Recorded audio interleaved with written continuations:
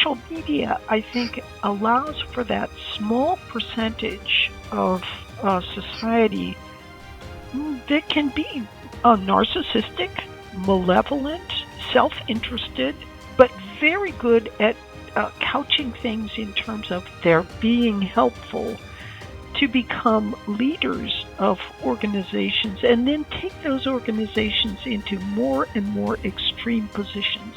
Take that one example and multiply it by thousands and thousands of researchers, all trying to do good.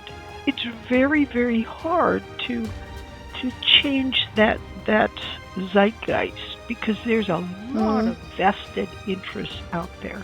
Communism is the favorite flavor of pathological altruism at mass scale of the 20th century. You can be more easily twisted because of your empathy into doing something that's actually harmful for others. What is it about us as humans that allows us to be gamed so easily? I do think that in the decades to come, people will look back on this and say it's a societal movement that was about as healthy as what was going on in Salem during the witch burning times. I will start with the quote from your book. What we value so much, the altruistic good side of human nature, can also have a dark side. Altruism can be the back door to hell. So can you actually explain what pathological altruism is and why it can be such a problematic concept? So, pathological altruism, in a nutshell, is sort of thinking you are doing good for people, but not really seeing it clearly through. So you're doing what superficially looks as if it would be helpful, and indeed in short term sometimes it is helpful, but in the long term it can create dramatic problems. So, for a controversial topic, the city of San Francisco has probably paid more than any city in the world over the past decades to help alleviate homelessness. And the result is that it has some of the worst problems with homelessness in the country. So there's something wrong with that picture.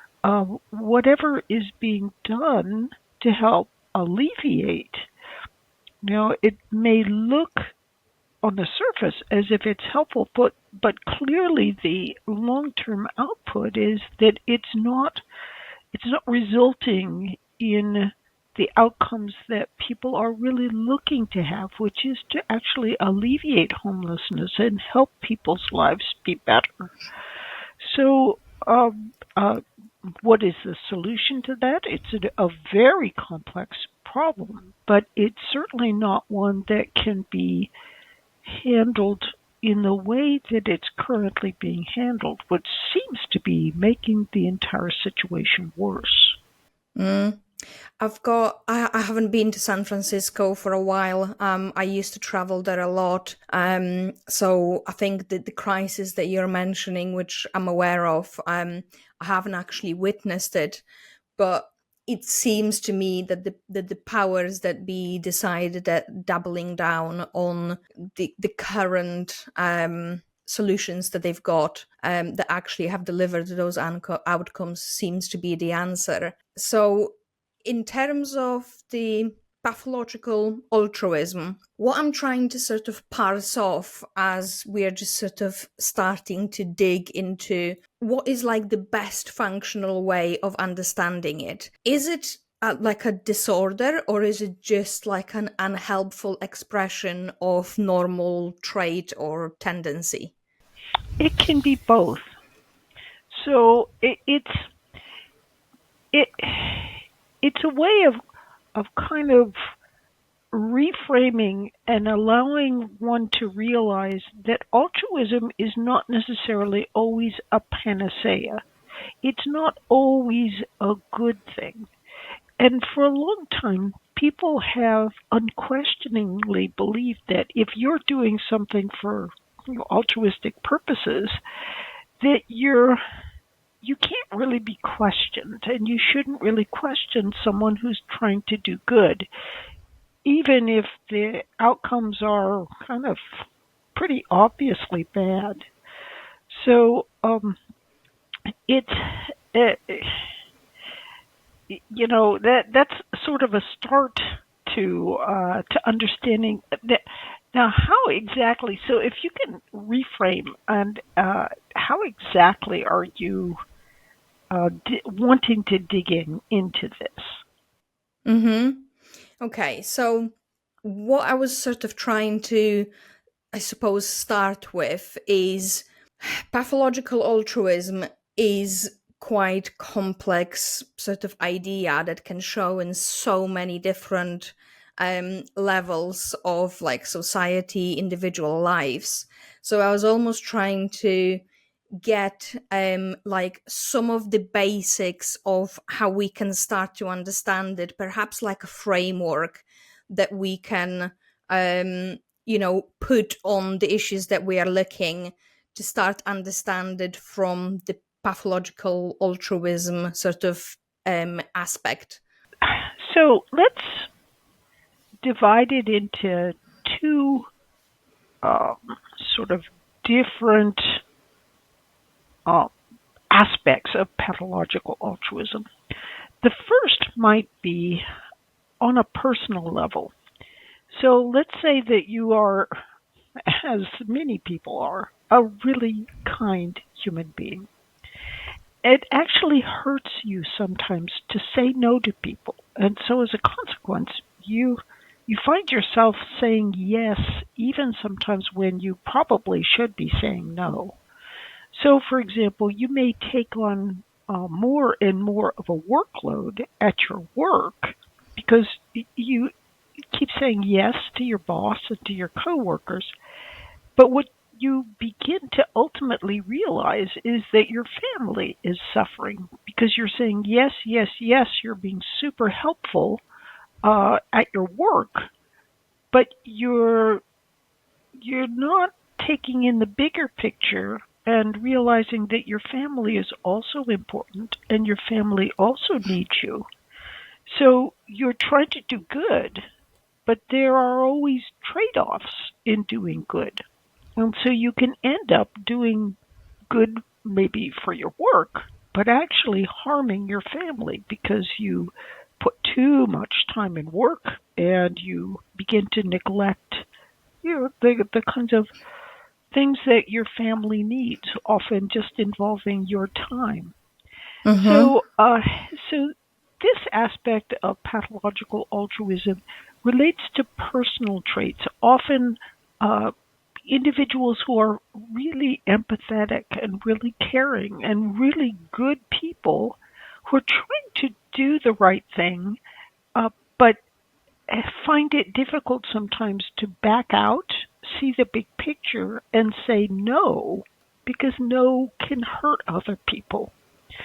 So that's one way that pathological altruism can manifest.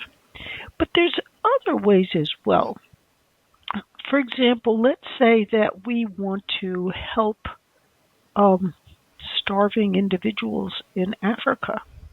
That's Mm-hmm. a laudable goal, and I certainly would want to be doing that. So perhaps we donate to a non governmental agency in Africa. What we don't know, perhaps, is we listen to some of the advertisements and so forth, and we donate thinking that we're doing good because we're hearing that from people. But the reality is, if an independent group went and monitored what that NGO was doing and the effects of it, they could find, and indeed it has been found in a number of cases, that the work of these groups is actually supporting the warlords who are fomenting violence in the region. So your support is actually underpinning the fomenting of violence and worsening of the situation in this very area where you're trying to help people. So sometimes people can be pathologically altruistic because they're disambiguated from the reality on the ground, and they can be misled by claims of helping others. And then there's people who can say that they are doing things for altruistic reasons. For example, Sam Bankman-Fried was claiming that all his work with crypto, he was making lots of money, and he happened to be living in a wonderful multi-million-dollar mansion and flying back and forth on jets and having very um, a life supported by a great deal of money. Yet he justified his lifestyle by saying that he was going to eventually donate all of it to good causes.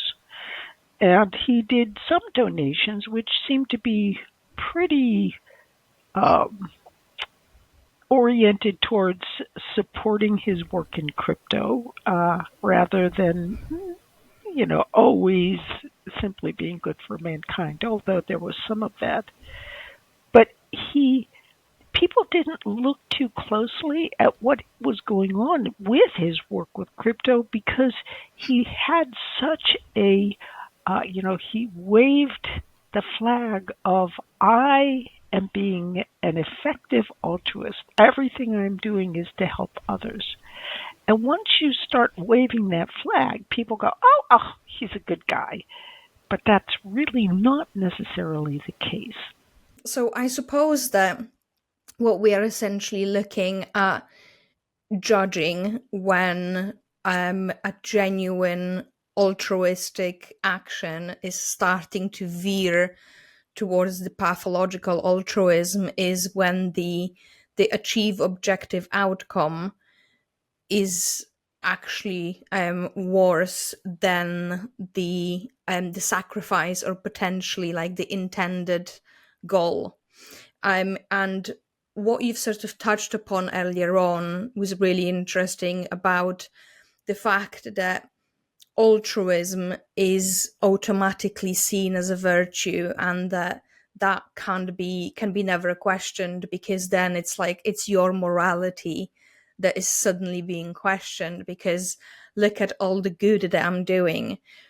But quite often, like, that altruism can actually be hijacked and used as a little bit of the smokescreen for people that are actually aware of their malevolent plans, for example, and of actually doing some damage. So whether these are, sociopaths, narcissists, but the altruism and the high sort of status that we, especially in the Western countries, put at altruistic action is a perfect smokescreen for people with some alternative motives. I like to think that people worldwide generally are trying to do the right thing by their lights, and um, but what that means is unless they're also just a little bit um, aware and less naive, they can be quite easy to take advantage of. And you hate to say, well, even when people are being brought up in school, they need to be taught about how altruism can be used to mislead and actually hurt people. And people are like, you can't teach children that. They should be inspired and bright and so forth. But at the same time, we often teach children, don't take candy from strangers. Don't go walking off with somebody you don't know. And when we teach someone, for example, let's say we teach a young child how important it is to be empathetic, and we stress over and over again being empathetic and caring for others, what that can unfortunately do is um, kind of make it more difficult for a child to realize that empathy is a double-edged sword. Empathy is a good thing, but it can also be a very bad thing. Let's say you're empathetic and you really care about what people think about you, and you're being asked to join a gang, and you really want that leader of the gang to like you and to have you on board. And so the leader of the gang says, yeah, now just go off and steal something just to prove that we can trust you and you're part of us. Or go and do something mean to this other child. Whatever it is, you can be more easily twisted because of your empathy into doing something that's actually harmful for others. And people Mm-hmm. don't really put two and two together. You know, there's this cognitive dissonance. They can hear empathy is good, it's good, it's good, and then when it's used for malevolent purposes, there's not a realization that, wait, hey, empathy is good, but not sometimes. You have written that in a few places in your book and in your research that um, part of the reason why you started digging into this work all those years ago was actually the lack of focus of academia on the subject. But obviously, since then, you've done the work with many other authors that could have contributed to the book. Now, what is the reason you like? Why do you think that still hasn't really sort of trickled down to the culture that still sees empathy as this, amazing force for good that can never be criticized, can never be looked at objectively, and can essentially never go wrong? I think that if you start teaching people of the pitfalls and dangers of empathy, you also begin to teach people to be more critically aware of how you can be manipulated. And some people, for example, let's say that you're an academic and you truly believe that um, just giving money to a disadvantaged group is going to help that group. And you've bet your life on it. You've actually done research for a number of years. You've had a lot of proposals accepted. You've done much grant work and so forth. Now, do you really want someone critically looking at your work and seeing if it actually is doing something beneficial, if it's actually doing what it says it's going to do? I mean, you already know, you feel inside that it's really beneficial because you bet your life on it. But you don't really want anyone to go critically snooping around into what you're doing or kind of taking what you're saying with a grain of salt. So take that one example and multiply it by thousands and thousands of researchers, all trying to do good. They're simply not. It's very, very hard to change that zeitgeist because there's a lot of Mm, vested interests out there. Now, is this to say that it will never change? No. But it is to say that it's a bit like moving the Titanic. There's a lot of vested interests, and it's something that is not necessarily very easy to do. But on the other hand, you need to start somewhere. I'm not alone. There are other individuals who use different terms, but are also saying, let's look critically at what's going on here. So we're at the edges, but at the same time, I think that people are beginning to realize that there's something funny going on in how we are being led to think about things um, by many journalists.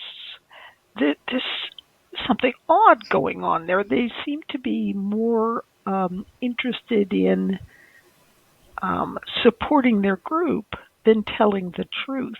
And I think more and more people are becoming aware of that kind of thing. Because people, there's a fair number of people who are actually really interested in the truth rather than, sort of joining the group and supporting a group unthinkingly. So my hope is, whether it will bear out, we shall see, is that gradually people will become a little bit more nuanced in their understanding. They will begin to realize more and more the value of not just accepting that altruism is always a good thing. Sometimes a good thing, but it can also be used for harm. I'm laughing, but actually what's going on with the media right now just really isn't funny, because we are getting to the point where whichever camp you sit on politically, or whichever ideology you seem to back,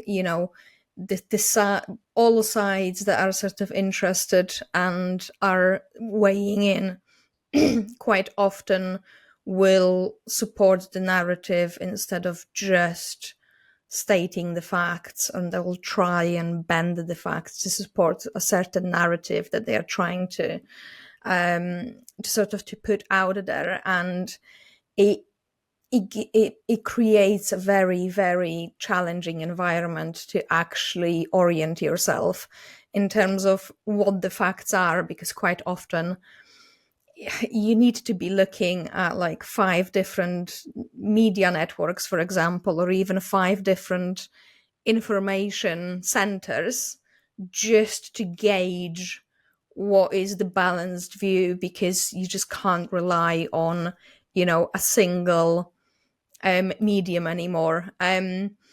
But earlier on, you started, when you were saying about it, it really sort of put it into perspective that I suppose pathological altruism is one of these things that is just really, really happily to sit in our blind spots.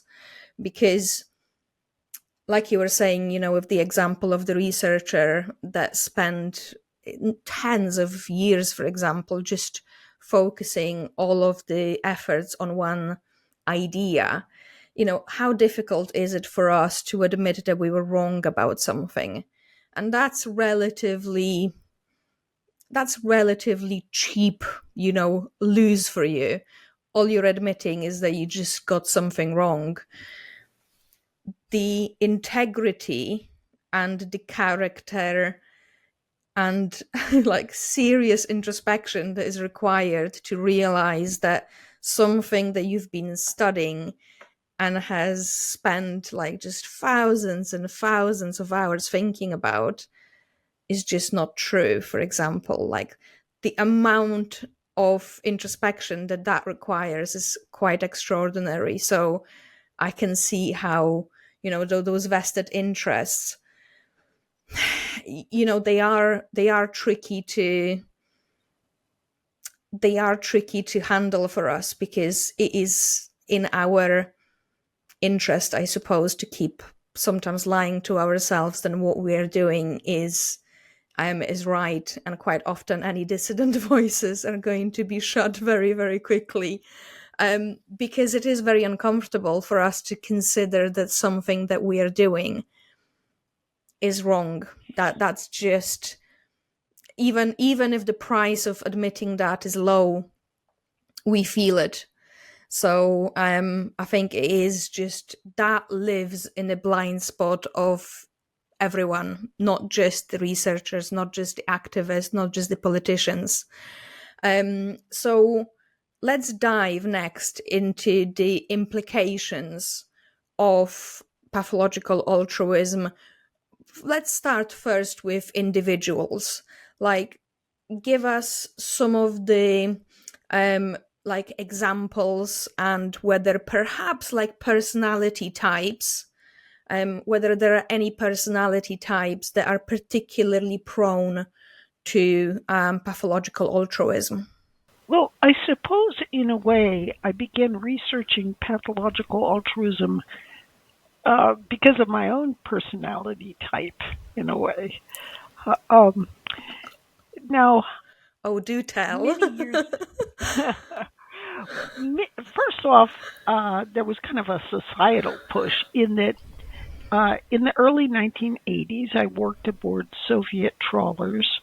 And the people I worked with, I was a Russian translator. My Russian's all rusty now. But the people I worked with were often true believers in communism. And their understanding of what was happening in the United States was bizarre.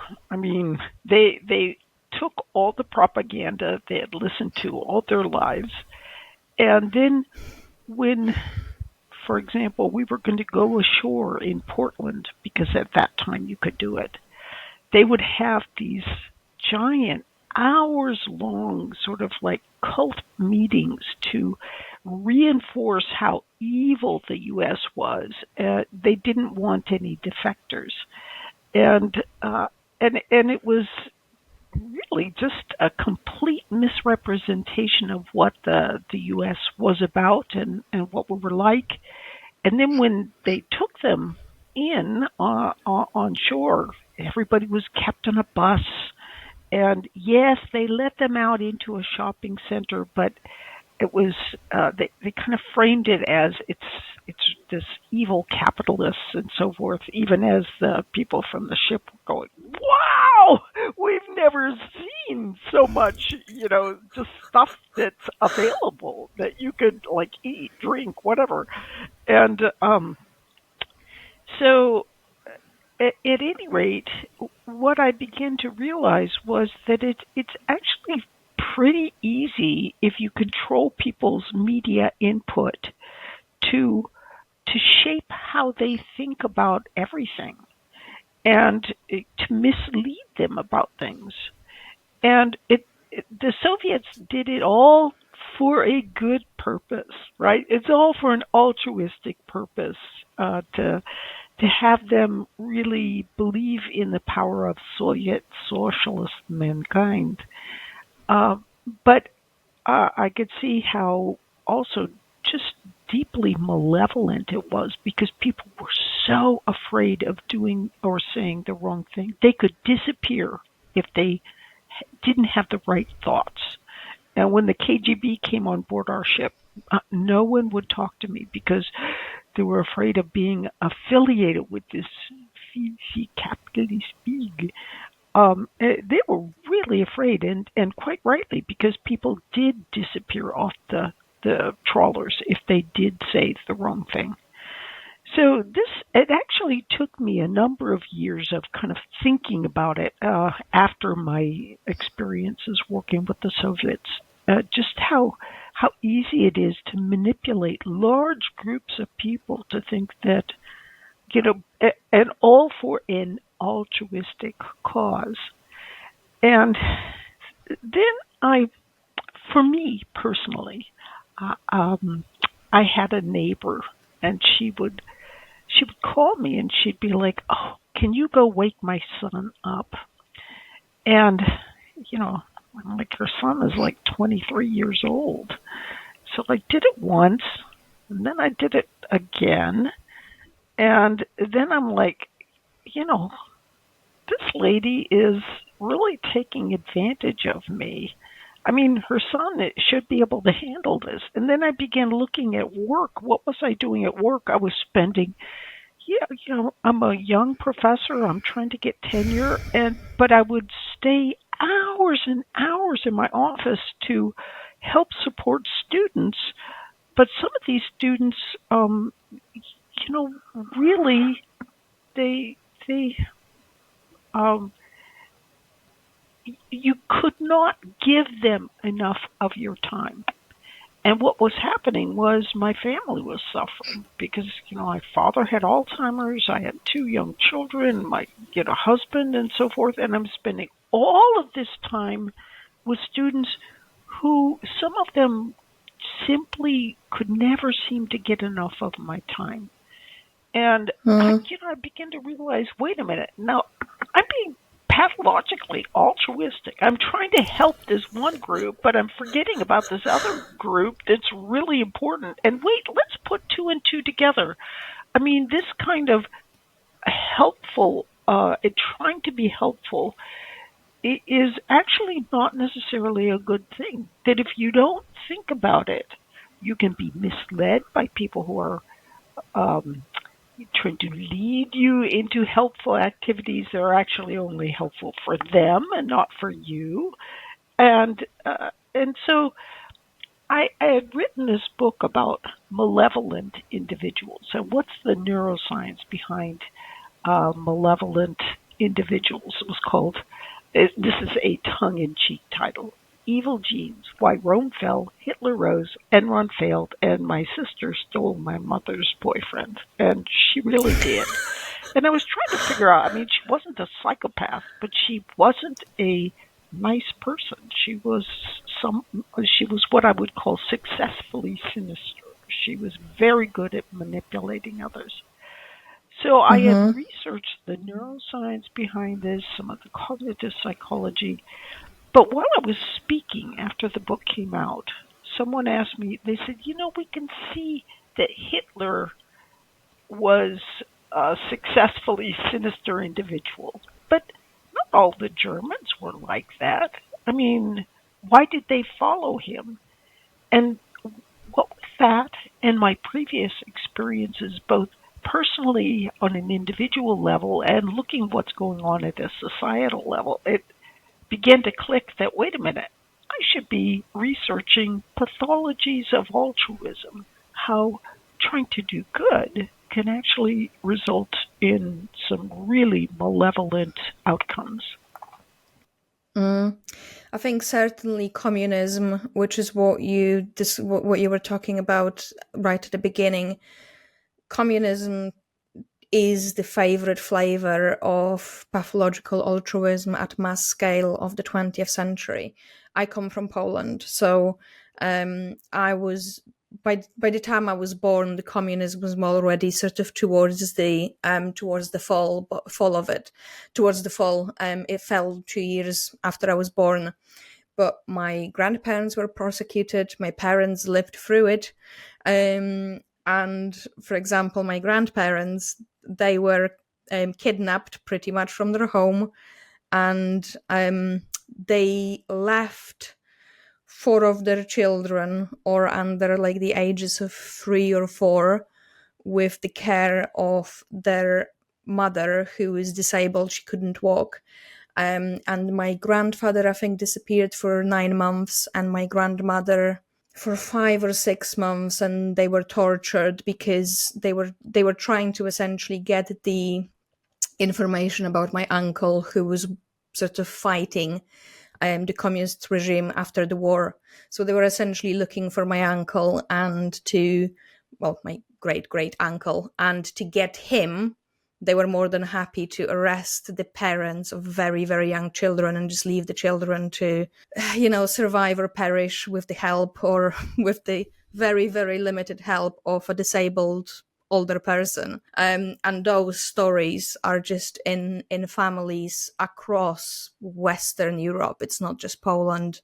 You will hear the same in Russia. You will hear very similar stories in Ukraine and all that. So there is certainly, we can certainly point to so many examples, I suppose, of pathological altruism within the communist system. But But I think what is less known is that the same sort of altruistic motives were used very, very successfully in other regimes, and whether that was Mao, whether that was Hitler, they all used essentially very altruistic, very, good sounding things to deliver something really, really that was just evil on another scale. So, on a society level, what is exactly going on there to be able to fool so many people? Is it just like access to, for example, information? And being able to control like the narrative and what is being described, because people that were actually doing the deeds, whether it's the communists, whether it's fascists and Nazis, they must have known that what they were doing was wrong. So my thinking is that they had to believe that the good they were doing would be so much better, that it was almost like believing that, well, you have to break few eggs to make an omelette. Is that what's happening on a societal level? Like, what is it about us as humans that allows us to be gamed so easily? It seems so easily. Oh, what a great question. I think it's a very complex question because there's many, many, many different ways to game a human. One way is, for example, when Mao was sort of making his march through China, people who would escape the areas that he controlled would try to tell others that it is horrific what is actually happening in those areas. They're killing people. Anyone who disagrees is, it's a brutal and horrific regime. But when you're outside, when you are in an area where there is free access to information, as opposed to the Mao-dominated blackout regions where there is no access to information, you can't really believe that anything like that could be going on. And you never really hear from the inside what's actually happening because there's a blackout of what's going on that side. You're not allowed to say anything, and people are too afraid. And people who are in the freer region, they often simply cannot believe that anything that bad could ever happen. So one individual who had escaped Mao's one of Mao's regions, he tried to tell people. He said, "I talked and talked until my tongue hurt, trying to tell people, but no one would believe me." And it was hard to find any evidence because there was a blackout from that region. So that's one way. Another way is when people are really young, they are experience blind. In other words, especially if they've been taught that people are generally good, and empathy is a very good thing, and so forth. Older people have their own challenges. They can be stick in the mud. It's very difficult for them to change societies, change languages and cultures. They have their own challenges. But young people have their challenges too, and that is that experiential blindness. They often haven't really. There's only like 1 in 50, 1 in 100 people who are really can be truly malevolent on occasions, and so you can go through the first couple decades of your life never having met anyone who could really be that is really a malevolent human being. And so you just don't believe people could be like that. So you develop these rather naive theories of what could work, and you always think to yourself, Oh, they just didn't quite do communism right. If they just did it this way, and because of their experiential blindness, they're unaware that there are always going to be malevolent individuals out there in their small percentages who will be wanting to climb as high as they can in the social structure. And as soon as they climb high, they can overturn whatever that system is and start kind of being a bit nefarious and not so good. If you don't have multiple systems competing, and that's still not really the best, um, any system that is more uniparty can allow a malevolent individual to climb high, and that's just not good news. But it's also, I love what Robert Conquest said, the great historian. There's something to the effect of the only way to explain the behavior of most social institutions is to recognize that they have become taken over by a cabal of their enemies. And when you look at some social institutions, you go, wow, yeah, they do seem to be like somehow rooting for the other side, even while they're saying they're helpful for their group. Mm-hmm. Yeah, I think the current situation in particularly on Western campuses started in America, as with most things, as with most negative things that start in America, we in Britain seem to be absolutely hell-bent at importing it, whether it applies to the UK or not. But particularly, the students in education and in the campuses, starting to chant death to America, for example. I mean, that just, you do sometimes wonder, it's like, how badly do we need to hurt young people to get them to misunderstand the world so badly? So I think what you said about sort of the lack of experience is one thing. But then another thing that you touched upon in your book that I highlighted because it was just so interesting was that pathogenic beliefs related to casuality produce the implicit experience of guilt.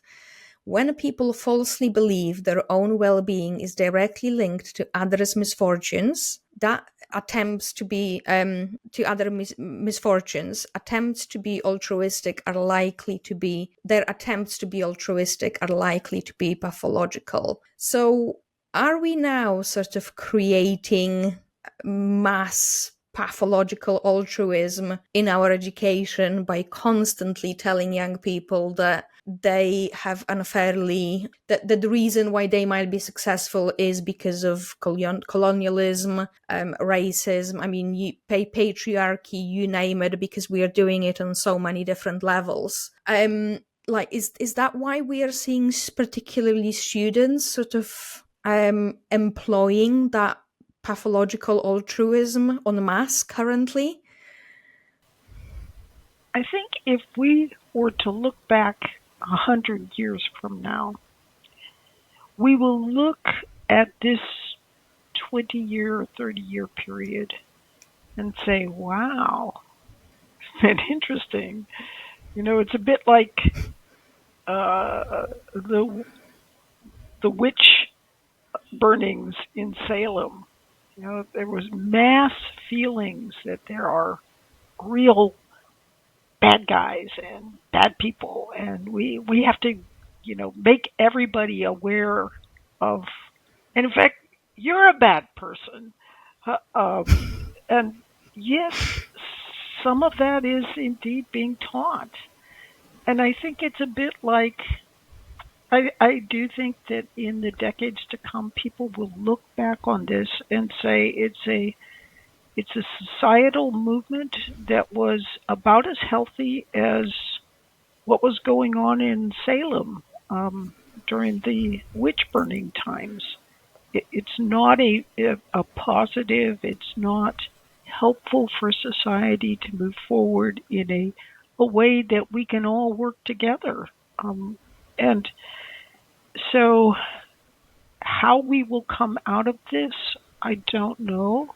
I do think we will come out of it, and it may be in part that there really is an undercurrent of people who believe that this is a deeply unfair and not a helpful way of characterizing societal interactions, and Mm, that people don't really, it's that silent majority that isn't really the kind of, most people aren't like big loud mouths that go spouting about and so forth, but they still feel like there's something wrong here, and it could be that this wave will start to become louder, and that my hope is that this um,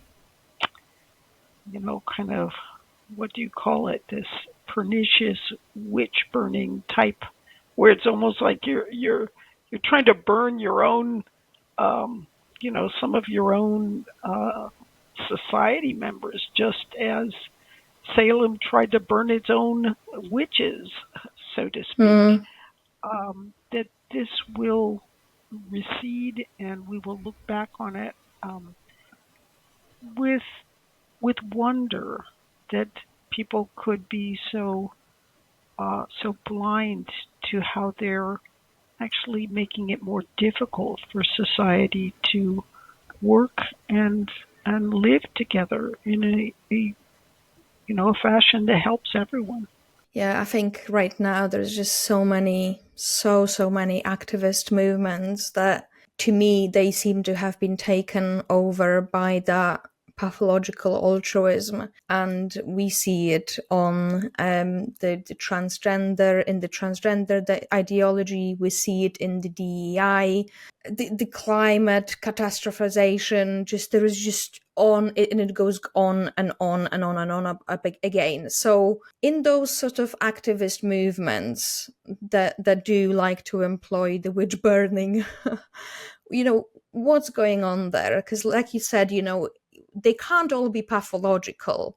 So is it just the case that these are mainly agreeable, wanting to do good people who don't sort of think um, that they might be used as a useful pawns, for example, by a few, for example, narcissistic players sort of stoking these activist complaints? And how can we really sort of try and start addressing these issues? Because we've got multiple issues of the same sort of flavor, the themes of those activist movements are running through, and they are all very, very pernicious in terms of what they're delivering to our society. So how can we understand those sort of the whole movements that have been captured by pathological altruism, and what can we do individually to start unraveling this so that one day, we can actually have a normal, healthy conversation about what actually happened? This is a good question, and I think it's important to realize that these extreme movements happen both on the right and the left. So it's really, what's going on, that both sides could have these extremists that are really disruptive. And I think part of what's going on is that social media gives a platform for really problematic and malevolent individuals to promote themselves and to really present themselves as doing something very, very good, in a way that we've never had, that ability for people. I mean, usually if someone is a problematic person, like let's say that they are, that successfully sinister kind of person that I alluded to before, well, oftentimes there's this undercurrent of people know they work with that person. and they know that that person is in reality a real jerk, and they're and so hard it's a little harder for this malevolent individual to get right up to the top.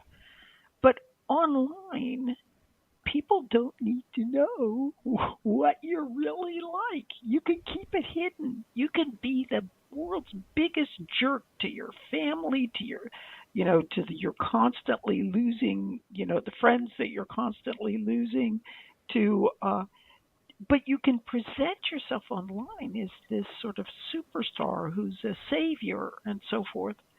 So social media, I think, allows for that small percentage of society that can be narcissistic, malevolent, self-interested, but very good at couching things in terms of their being helpful to become leaders of organizations and then take those organizations into more and more extreme positions. Because if you look, many of these organizations, there's an underpinning of something that is trying to be helpful and good for other people. It's just that when you take anything to an extreme, it can start to become really harmful. So I think Mm. that social media is a big problem. And what is a solution? I'm a little naive myself, but I think that we don't teach critical thinking in schools. We don't teach about the double-edged sword of empathy. That in civics instruction we can be incorporating these kinds of things. So it's early education where we could make a difference in helping um, students become less naive and more capable of thinking critically and acting with awareness in today's social media admired world. Yeah. God, it just, as you were talking about it, as you were talking about the critical thinking and teaching that, it was probably about 2 months ago, but there was this clip of a teacher, he's based in States, I think, that had this exchange with one of his pupils about whether J.K. Rowling was sort of homophobic, transphobic, you name it. And it was about 7 minutes long. And this teacher, just by asking questions to that student, completely unraveled what he believed. And that student, sort of towards the end, was like, "Yeah, right. No, I was actually wrong." And that clip, I mean, it just went absolutely viral. Typically, as you would expect, the teacher lost his job. There was probably some complaints about him from the usual sort of witch burners. So there seems to be an open attack currently at the critical thinking faculty essentially as a skill. We are definitely not teaching that, and yeah, I think that at least this is something that the parents can do at home instead of maybe relying the educational systems to do it and to do it effectively. Because like you say, the people that are coming through the age sort of ranks, if we can inoculate them against sort of some of the really sort of stupid ideas that they can fall victims to more likely than we should. And critical thinking, it's a skill that all of us actually would benefit from. But it's certainly not comfortable sometimes when you kind of realize that actually you were wrong at certain points in your life. So it requires some discomfort and some serious introspection. And I think it also requires like the close community of trusted people to keep you in line and to tap you in line if you are not behaving if you're not behaving sort of acceptably enough to your close community. But I think that the challenge that again the social media holds is that for so many people, especially young people, part of their network, part of their community lives online. So it's all very removed from reality. It's almost like we are kind of presenting these avatars of ourselves that are not true reflection. They are sort of tinkered with, but we take those avatars of other people to inform us and our behavior. And I think that also sort of is problematic because we are not evolved to handle that complexity. So we need to figure out the way, somehow a way to be way, way more clever than we currently are. I think that we've actually evolved to be. A challenge is that we have worked for thousands of years to develop an understanding of how to think critically and as objectively as we can, given that we are humans, and that's pretty hard for us to do. And yet some movements, social movements today, are to the effect of critical thinking is a bad thing, and you shouldn't do it, and you should throw it away. And it's sad to see this being indoctrinated into young people. Sometimes I just kind of want to laugh and say, okay, well, then guess what? You get a doctor, a medical doctor who's going to do surgery on you, who believes that everything's relative and there's no real right and wrong as far as, what the drug dosages are that we administer you and how big the incision is and so forth. And perhaps that's being extreme, but perhaps not. But I do have to jump back to that other. I saw that one video that you had alluded to of the teacher who had discussed J.K. Rowling. And one thing I do have to say is Go on. that pathologically altruistic part of me says, yeah, right. This is too perfect a setup. I mean, everything he says is perfect, and the way the student responds is like, oh, gee, I had no idea. Oh, I guess you're right. And the student is off camera, so you don't get to actually see and I'm just like, oh, this is such a pat setup, and I did have to laugh because, whatever your background was, I think he was doing it for a very altruistic reason, but it wasn't the scenario, I think, did not unfold the way it was sort of presented to be unfolding.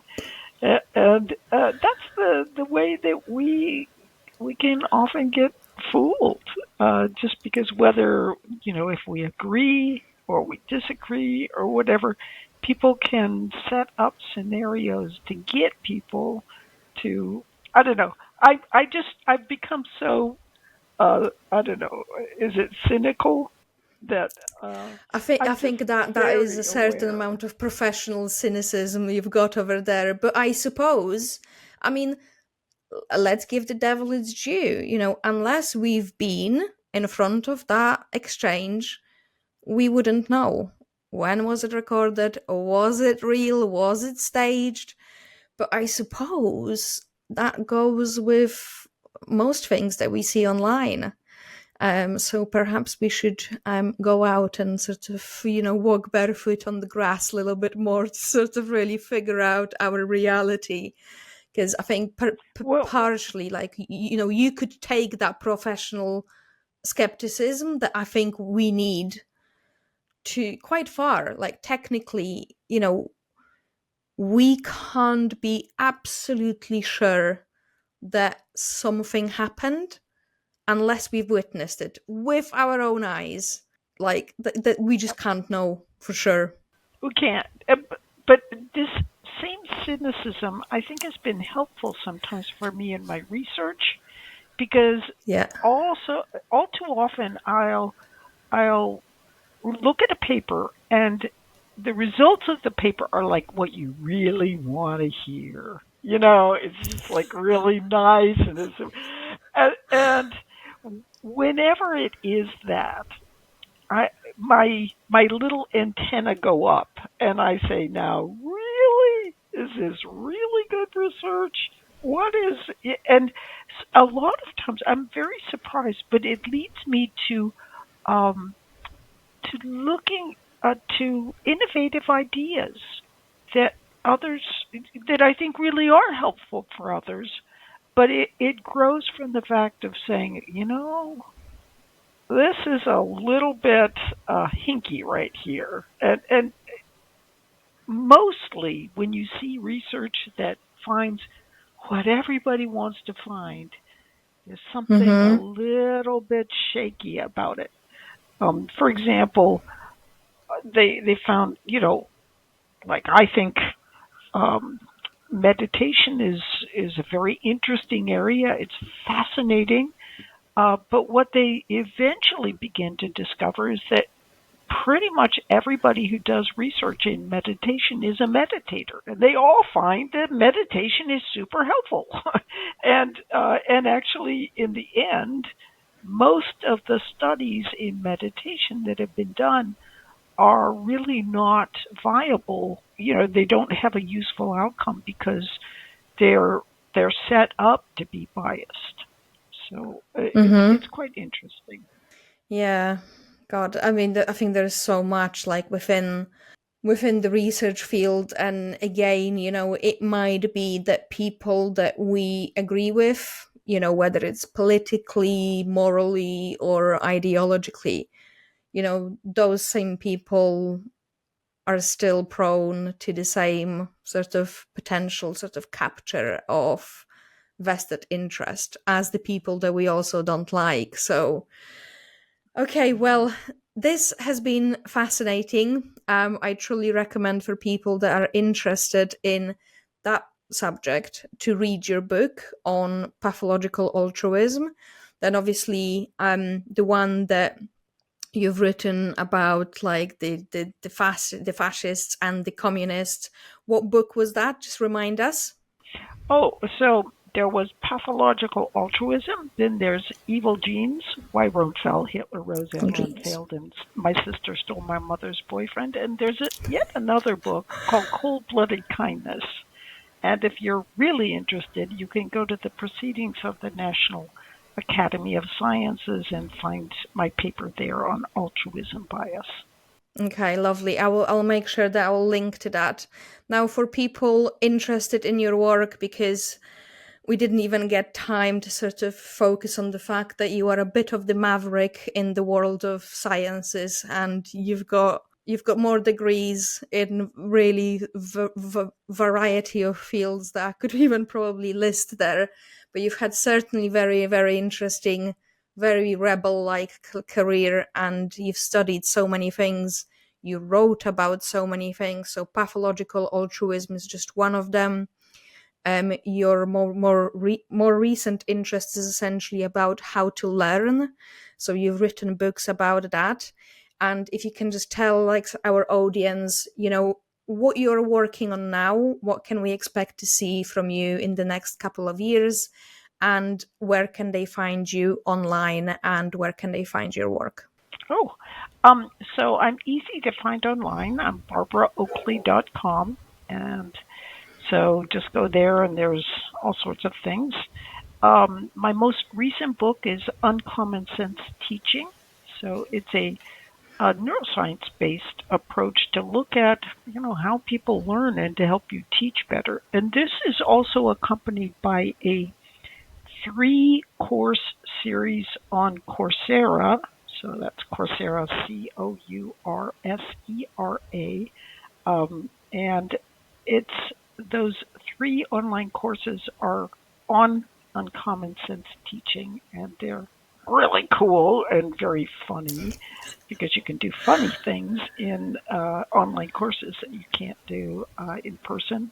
But now I'm working on a specialization called critical thinking in the age of AI, and it will have some really cool stuff. Okay, well, I look forward to finding your work and reading that when it's available. And ladies and gentlemen, I give you Barbara Oakley. Thank you, Kat. Thank you for tuning in to Wisdom Rebellion. Before you go, if you enjoyed the conversation, please consider subscribing. It massively helps with keeping the show on the road so we can all build a wiser world together. And if you loved this video, you will also love this one. I'll see you there.